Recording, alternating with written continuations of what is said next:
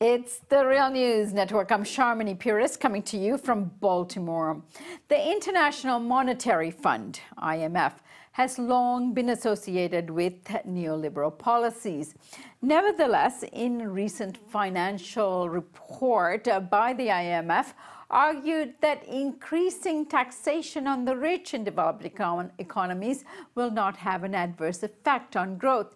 This is an unusual position for the IMF, and it has already been praised by members of the British Labour Party, who wish to include a tax increase on the rich as a part of their economic platform. During the IMF World Bank annual meetings that happened 2 weekends ago, the chief of IMF, Christine Lagarde, had this to say. What has not changed, though, is that the recovery is not complete. Last year, 47 countries experienced negative growth on a per capita basis, including many small and fragile economies. Far too many people across all types of economies are seeing their aspirations limited by the impact of technology and the repercussions of excessive income inequality. The result is growing political tensions in many places and increased skepticism about the benefits of globalization. Joining us today to discuss these developments is Michael Roberts. Michael is an economist in the City of London. He has been working in financial services for over 30 years. He's the author of several books, including The Great Recession and The Long Depression. Good to have you back with us, Michael. Hi, Shani. How are you? Good. Michael, the IMF regularly publishes its finance monitor. Why is this most recent report that they have published, as well as what we just heard Christine Lagarde articulating, which is that neoliberalism isn't all that it's cut out to be? There may be some issues like creating inequality in the world. Give us a sense of where the World Bank is going with this. Well, I think the IMF is, and that clip shows it, is worried that the huge increase in inequality of income and wealth in many countries like the US and the UK over the last 20 or 30 years is reaching such extreme levels that there's serious danger of social and political unrest. And the great status quo of globalization and neoliberal policies and international activity in the direction of big business is being threatened by this high inequality. So their economists have now started to switch round and have found evidence to show that it doesn't really make a lot of difference to growth if big corporations and CEOs at the top of big companies who are earning fat salaries are taxed more in order to redistribute income effectively to those people who need it more and can be more productive. In fact, their evidence shows that a higher rate of marginal tax has little or no effect on growth. And you could raise it from the levels which, well, Donald Trump's talking about knocking it down to God knows where, 15% or lower. Well, the marginal rate, according to the IMF economists in their latest report, could be as high as 60 or 70%. And it would make little difference to growth, but it would make a significant difference to improving the redistribution of income. Right. So give us a sense of why the UK Labour Party has embraced this statement by the World Bank in terms of taxing the rich. Yes, well, I think obviously the Labour Party, with its new rather left-wing leadership, is really concerned to bring home the fact to people that a very small minority, the 1% is often talked about, have been sucking up all the income growth that we've seen over the last 10 or 15 years, and they're not really paying any extra tax on it. In fact, the average tax, if you take into account income tax, sales tax, payroll tax, all the other taxes that every household has, then the average take by tax in the UK for the lower income people is higher than the share paid by the top 1%. So that redistribution is so unfair, they see no reason why we couldn't raise the income tax at the top end for people who are earning something like $200,000 or $300,000 a year or more. They should be taxed more. It would certainly help to bring in some more tax revenue income to be distributed for welfare and other benefits, and it wouldn't damage growth. And the IMF's report tends to support the view of the Labour leadership that they can do this without changing the course of improvement in the economy in general. All right, now explain this a little bit more. Following the massive tax cut on, well, let's say during the Bush administration we had between 2001 and 2003, growth in the US did not pick up. Explain what is the argument that taxation of the rich can prevent or slow growth, and why has the IMF rejected this argument? Yes, in the old days, the argument used to be what was called the trickle-down economics, namely, as long as the rich had plenty of money, they would spend it, they would invest, and then people would get jobs, and that was the way to work an economy, and that any attempt to reduce the wealth and the incomes of the very, very rich, we're talking about the very, very rich, Shamini, not the average person, would damage the economy. Well, that argument, that was an old neoliberal argument, the trickle-down economics is time and time again proved to be wrong with the empirical evidence and in the results of what happens in economies. It's worth remembering that in the 1950s, under President Eisenhower, hardly a left-wing president, the marginal rate of tax in the US for the very, very top was 90%. And yet during the 50s and 60s, growth in the American economy has never been faster. We've never seen that level of growth again when the marginal rate of income tax was 90%. What really damages the economy is not so much high income tax after people have earned it and worked. It's things like payroll tax, reducing the ability of small companies to employ people because the taxes are very high, squeezing workers on payroll taxes very severely when the top don't really pay much payroll tax, very large sales taxes. All those things are very and regressive in terms of the lower income groups. So it's those sort of taxes that are damaging rather than a high income tax or a high corporate tax, which will bring in proper revenues to be redistributed. Okay.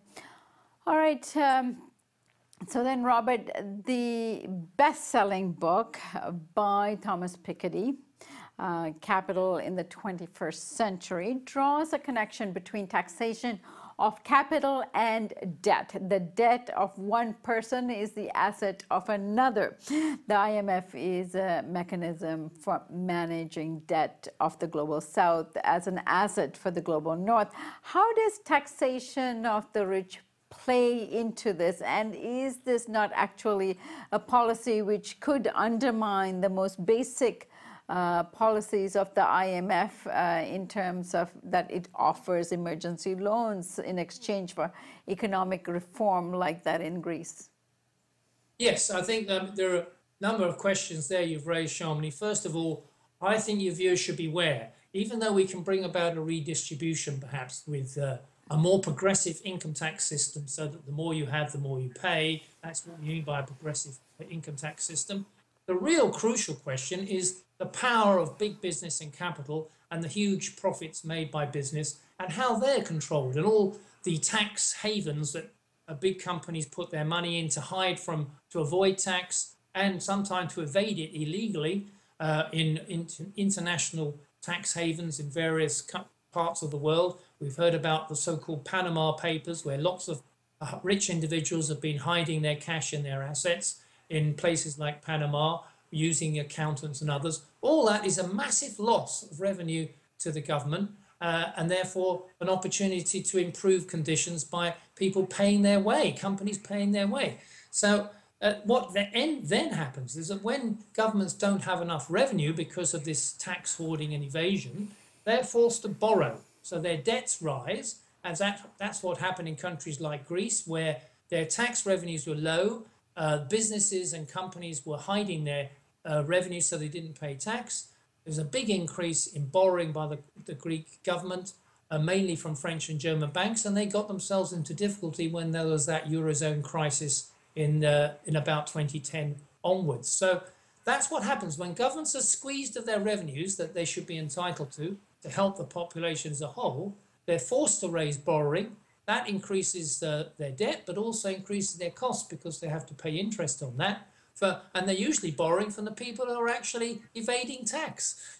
So we have this system that exists at the moment of big business avoiding tax and governments not getting the revenues that they need, and people like you and me paying a lot more on payroll tax and sales tax that we otherwise wouldn't need to do.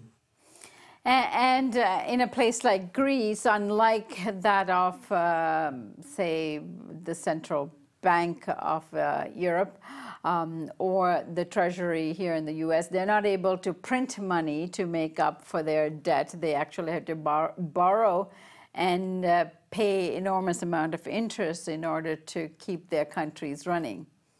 Yeah. Well, it's often argued that we could avoid that if central banks just keep printing money to give to the government, then their problems are solved. But of course, that would not be the case, because eventually even that has to be recouped in some way by the productive power of an economy. You can't create money out of nothing indefinitely. It has to be, otherwise the value of that money will drop very sharply and people will no longer trust it if you just print it. If I told you tomorrow that I've got an extra million, and you'd say, well, where don't you get that extra $1 million from? Oh, I just do. I have it in my bank. I printed it.